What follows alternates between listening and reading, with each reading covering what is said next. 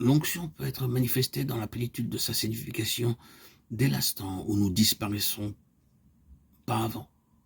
Et je ne veux pas dire simplement que c'est le pécheur en nous qui doit disparaître, mais l'homme, l'ouvrier de Dieu, le prédicateur peut-être, avec tout notre talent d'organisation, toute la considération dont nous sommes l'objet, toute cette ambiance si agréable à respirer quand on est une figure de premier plan. C'est cet homme-là qui doit disparaître. Car il faut bien le reconnaître. Par toutes sortes de moyens, sous toutes sortes de formes et avec toutes sortes de degrés et de nuances, la vie propre cherche à s'exprimer.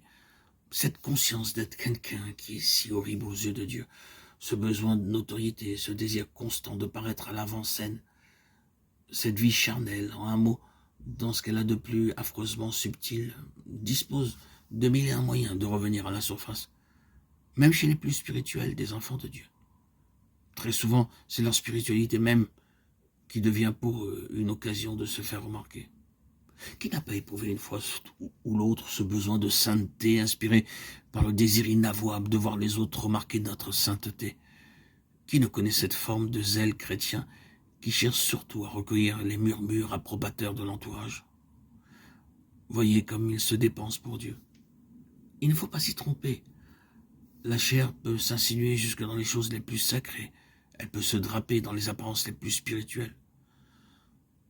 Nos aspirations les plus pures en apparence, notre spiritualité la plus sincère, notre consécration la plus fervente peuvent, à notre insu, reposer sur un mobile charnel, le besoin de paraître.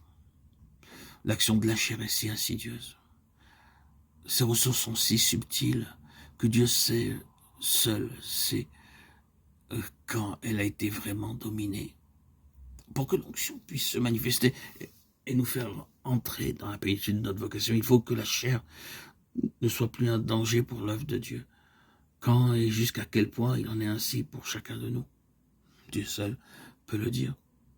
Puis, plus d'un ici pourrait, auditeurs, auditrices, frères et sœurs en Christ, attester, comme nous, que malgré leur consécration sans réserve, malgré le profond sérieux de leur service pour le Seigneur, ils ont découvert un beau jour que l'idée qu'ils se faisaient de l'œuvre de Dieu était après tout leur idée à eux, et qu'en réalité la pensée du Seigneur était tout autre.